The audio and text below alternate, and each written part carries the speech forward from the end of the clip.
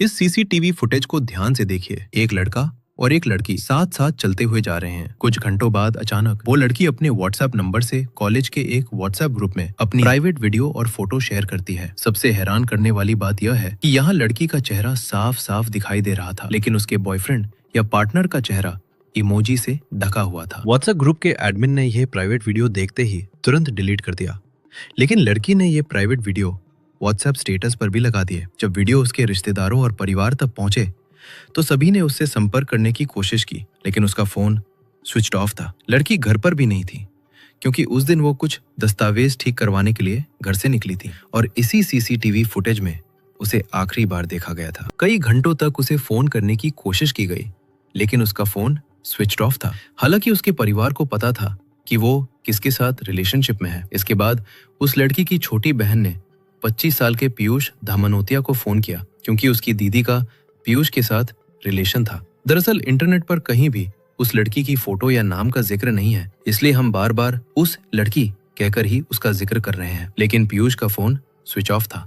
दरअसल 10 फरवरी 2026 को वो लड़की कुछ डॉक्यूमेंट करेक्शन के लिए अपने पिता के साथ घर से निकली थी। दूसरे कुछ काम के कारण उसके पिता ने उसे उस सरकारी दफ्तर के पास छोड़ दिया और खुद घर वापस आ गए। पूरा दिन बीत जाने के बाद भी लड़की घर नहीं लौटी। जब पिता ने अपनी छोटी बेटी से बड़ी बेटी के बारे में पूछा तो उसने बताया कि वो घर नहीं आई है और उसका फोन भी स्विच ऑफ है। कई घंटों बाद उसी लड़की के फोन से एक एसएमएस आया कि वो आज रात 11 बजे के बाद घर लौटेगी। जब दोबारा उसे फोन किया गया तो उसका फोन लगातार स्विच ऑफ ही आ रहा था। इधर चिंता के कारण लड़की के पिता थाने जाकर गुमशुदगी की रिपोर्ट दर्ज कराते हैं। इस तरह लगभग 3 दिन बीत जाते हैं और फिर 13 फरवरी का दिन आता है। इंदौर के द्वारकापुरी इलाके में एक 3 मंजिला फ्लैट के एक छोटे से कमरे से बहुत तेज बदबू आने लगी, जिसे आसपास के पड़ोसियों ने महसूस किया। इससे लोगों को शक हुआ और तुरंत पुलिस को फोन किया गया। मौके पर पहुंचकर पुलिस ने देखा कि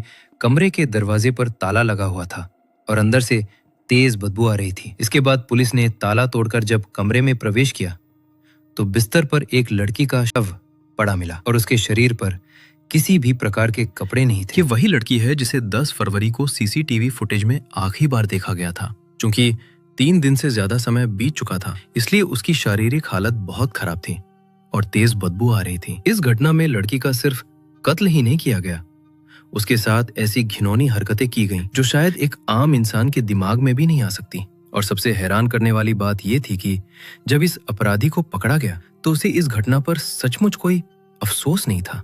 ये घटना इतनी क्रूर थी कि इस केस की लेडी एसआई सोनाली सिंह ने न्यूज रिपोर्टरों को बताया कि उनकी 8 साल की सेवा में उन्होंने इतना निर्मम अपराध नहीं देखा। यहीं पर वो नहीं रुका। उसने अपने पास रखी एक धारदार चीज का इस्तेमाल करके पीड़ित पर कई बार हमला किया।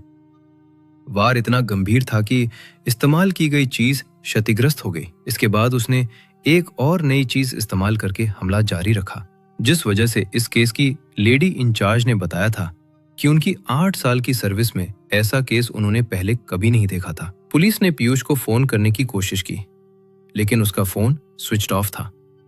हालांकि पीयूष यहाँ अपनी गर्लफ्रेंड यानी उस सीसीटीवी फुटेज में दिखी लड़की का फोन अपने साथ लेकर कमरे में ताला लगाकर भाग गया था। पुलिस उसके मोबाइल को ट्रैक करती रही, लेकिन कोई लोकेशन नहीं मिली। लेकिन चूंकि उसकी गर्लफ्रेंड का मोबाइल उसके साथ था, तब पुलिस ने उस लड़की के फोन को ट्रैक करना शुरू किया और फोन लोकेशन दिखाई दी। पीयूष गोवा में था, लेकिन पीयूष एक जगह पर नहीं था। बार बार उसकी लोकेशन बदल रही थी। वह मुंबई के अंधेरी पहुंच गया था। इसके बाद महाराष्ट्र और इंदौर पुलिस मिलकर एक सीक्रेट ऑपरेशन चलाकर पीयूष को पकड़ा। जब कुछ छद्मवेशी पुलिस वालों ने पीयूष को पकड़ने की कोशिश की, तब पीयूष को लगा कि कोई उसे लूटने आया है, जिस वजह से खुद को बचाने के लिए वो पुलिस स्टेशन में गया पुलिस की मदद के लिए। लेकिन पुलिस ने तभी उसे पकड़ लिया और इंदौर लाया गया आगे की कानूनी कार्रवाई के लिए।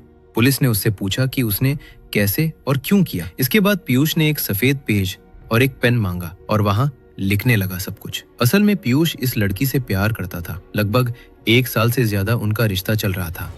उससे शादी करना चाहता था।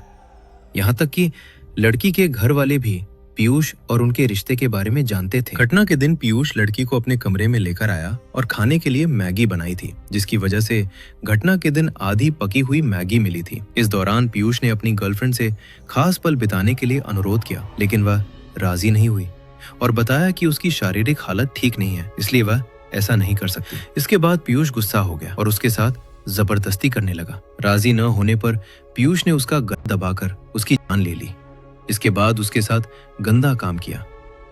ये काम करके वह रुका नहीं, कमरे का दरवाजा बंद करके पास में बार काउंटर पर गया, बियर खरीद कर लाया और फिर कमरे में आकर बियर पी और फिर उसके साथ गंदा काम किया। इसके बाद लड़की के निर्जीव शरीर को अपने बिस्तर पर रखकर उसके पास बैठकर लगभग 1 घंटे तक उससे बातें की, यानी उस लड़की से।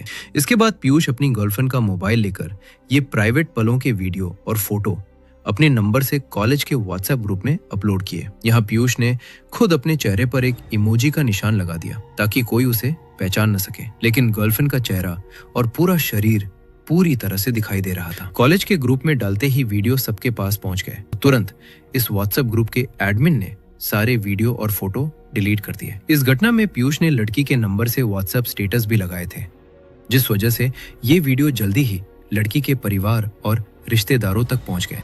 चूंकि उसकी गर्लफ्रेंड को लगभग 1 दिन हो चुका था कि घर नहीं लौटी थी, उसका फोन स्विच ऑफ था और फिर व्हाट्सएप पर आकर ऐसे प्राइवेट फोटो और वीडियो अपलोड कर रही थी। इस वजह से उसके परिवार वाले और भी ज्यादा हताशा में टूट गए, चूंकि उन्होंने पहले ही पुलिस में शिकायत दर्ज करा रखी थी। इधर पीयूष ने घटना वाले दिन अपनी गर्लफ्रेंड को उसी हालत में छोड़कर कमरे में ताला लगाकर ट्रेन पकड़ी और पहुंच गया गोवा, और गोवा से महाराष्ट्र के अंधेरी। उसने अपना और अपनी गर्लफ्रेंड का मोबाइल बंद रखा था। बीच बीच में मोबाइल सिर्फ चालू करता था और फिर बंद कर देता था। असल में उसे लग रहा था कि उसकी गर्लफ्रेंड किसी और के साथ रिलेशनशिप में है। वो पीयूष के अलावा किसी और लड़के से बात करती है, इसलिए वो बार बार फोन चालू करके देख रहा था कि कोई लड़का सचमुच उसकी गर्लफ्रेंड यानी उस लड़की को एसएमएस तो नहीं कर रहा है। सच कहूं तो कोई लड़का उसे फोन नहीं किया और ना ही एसएमएस किया। लड़की किसी और के साथ रिलेशन में थी। ये शायद पीयूष की ही गलतफहमी थी। चूंकि उनके फोन पुलिस की निगरानी में थे, इसलिए जब भी पीयूष उस लड़की यानी अपनी गर्लफ्रेंड का मोबाइल चालू करता था, तब उसकी लोकेशन दिख जाती थी। इसके बाद एक गुप्त ऑपरेशन के जरिए महाराष्ट्र पुलिस की मदद से पीयूष को गिरफ्तार किया गया। पिछले साल ही पीयूष MBA कोर्स करने के लिए इंदौर आया था और यहाँ आकर कॉलेज में दाखिला लिया। उसी कॉलेज में वो लड़की भी दाखिला ले चुकी थी और उसी कॉलेज में पीयूष से उसकी पहचान हुई। फिर शुरू हुआ रिश्ता। इसके बाद पीयूष अक्सर उस लड़की के घर आता था। जब लड़की के पिता पूछते थे कि ये लड़का क्यों आता है, बताती थी कि बुक लेने आया है या कॉलेज की पढ़ाई में मदद लेने आया है।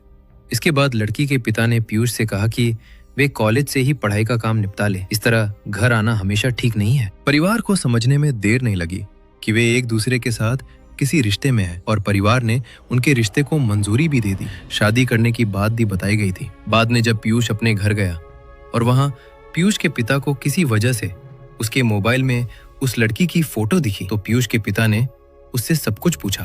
पीयूष ने खुलकर बता दिया, लेकिन पीयूष के पिता ने कहा कि पहले खुद सेटल हो जाए, फिर शादी करेगा। इधर पीयूष अपनी गर्लफ्रेंड को लेकर ज्यादा सोचने लगा। उसकी गर्लफ्रेंड किसी और से बात तो नहीं करती है। आजकल बॉयफ्रेंड गर्लफ्रेंड का एक दूसरे को सोशल मीडिया के आईडी और पासवर्ड देना आम बात हो गया है। लड़की के विभिन्न सोशल मीडिया के पासवर्ड भी पीयूष के पास थे। वो उसे किसी और लड़के से बात करने नहीं देता था। घटना से लगभग 1 महीने पहले पीयूष को कहीं लगा कि वो किसी और गुप्त सोशल मीडिया के जरिए किसी और से बात करती है। पीयूष के मन में शक पैदा होने लगा। इसके बाद 10 फरवरी 2026 को कुछ दस्तावेज ठीक करवाने के लिए जब वो करेक्शन सेंटर गई, तो किसी तरह फोन के जरिए पीयूष से संपर्क हुआ और पीयूष वहां पहुंच गया। फिर दोनों मिलकर पीयूष के कमरे में आए, जो सीसीटीवी फुटेज में दिखाई दिया।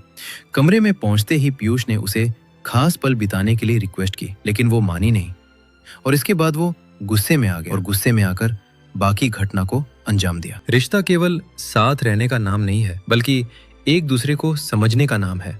हर व्यक्ति की भावनाओं और इच्छा का सम्मान करना ही एक स्वस्थ संबंध की नींव होती है। लेकिन जब किसी रिश्ते में जरूरत से ज्यादा नियंत्रण, शक और दबाव आ जाता है, तो वही रिश्ता धीरे धीरे बोझ बनने लगता है। इसलिए किसी भी रिश्ते में आने से पहले सोच समझकर फैसला करना चाहिए और अगर कभी महसूस हो कि रिश्ता टॉक्सिक होता जा रहा है, तो जितनी जल्दी हो सके उससे बाहर निकल जाना ही समझदारी है, क्योंकि सबसे पहली जिम्मेदारी अपनी सुरक्षा और मानसिक संतुलन को बनाए रखना है। किसी भी प्रकार का अपराध कभी सही नहीं हो सकता। अगर आप कभी किसी गंभीर समस्या या खतरे की स्थिति में हो तो तुरंत पुलिस प्रशासन की मदद लें। सदैव सतर्क और जागरूक रहें। ये वीडियो केवल शैक्षिक उद्देश्य से बनाया गया है। इसमें दी गई सभी जानकारियां इंटरनेट पर सार्वजनिक रूप से उपलब्ध स्रोतों पर आधारित है। वीडियो में उपयोग की गई कुछ तस्वीरें या दृश्य AI के माध्यम से तैयार किए गए हैं, जिनका वास्तविक घटनाओं से सीधा संबंध नहीं है। कृपया इसे लेकर किसी प्रकार की भ्रांति न रखें। अगर आपको यह वीडियो उपयोगी लगा हो तो हमारे चैनल को सब्सक्राइब करें और हमारे साथ जुड़े रहें। वीडियो को अधिक से अधिक शेयर करें। और हाँ, इस केस के बारे में आपकी क्या राय है, हमें कमेंट बॉक्स में जरूर बताइए।